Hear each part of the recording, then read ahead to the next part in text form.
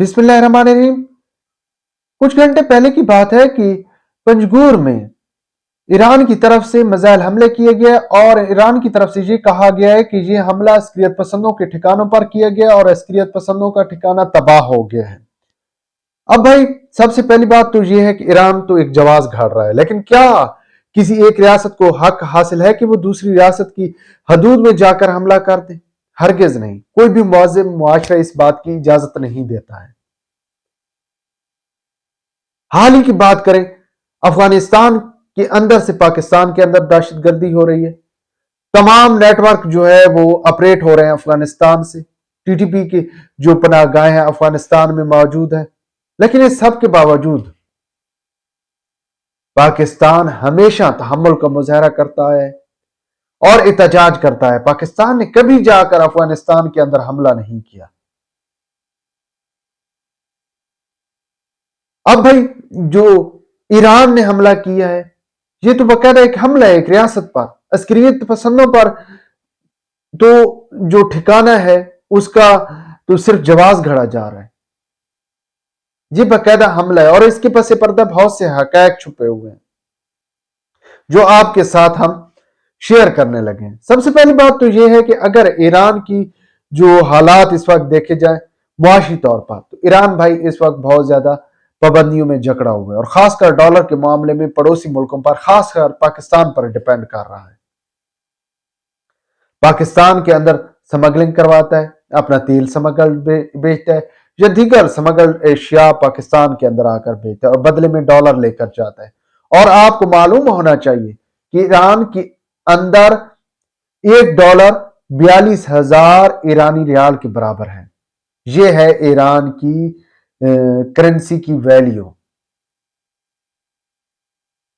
और अब चूंकि पाकिस्तान की तरफ से थोड़े बहुत, ज्यादा नहीं, बस पाकिस्तान को वो होता है कि जोश जज्बा चंद दिन का चढ़ा और फिर खामोशी, वो जनाब डॉलर को काबू किया गया, थोड़ा बहुत स्मगलर्स पर हाथ डाला गया। इसके बाद ईरान की तरफ से भी बाकायदा चीखें उठना शुरू हो गए और पाकिस्तान के अंदर बाकायदा तौर पर स्मगलर्स को नोट दिए गए कि आप जो है एहतजाज शुरू करें।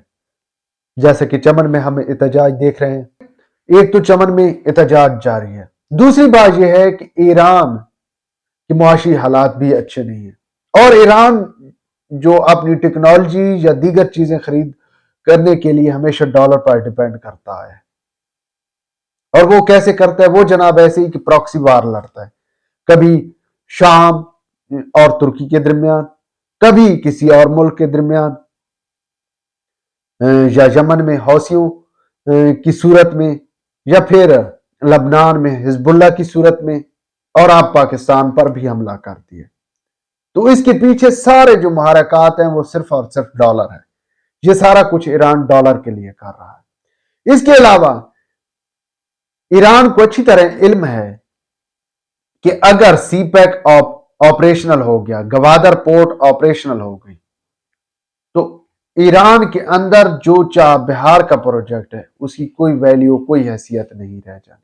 क्योंकि जब एक बहुत बड़ी बंदरगाह, गहरे पानियों की बंदरगाह जो गवादर मौजूद होगी, तो चाबहार को किसने पूछना है?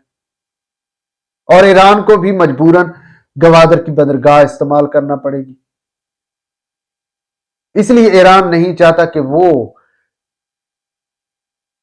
जो है गवादर की बंदरगाह ऑपरेशनल हो।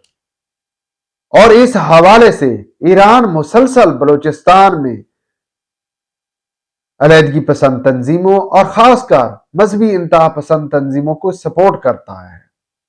लेकिन अपने बलूचिस्तान में इन्हीं मजहबी इंतहा पसंदों के जरिए जो है उनके खिलाफ कार्रवाइयां करवाता है ताकि हालात साजगार ना हो।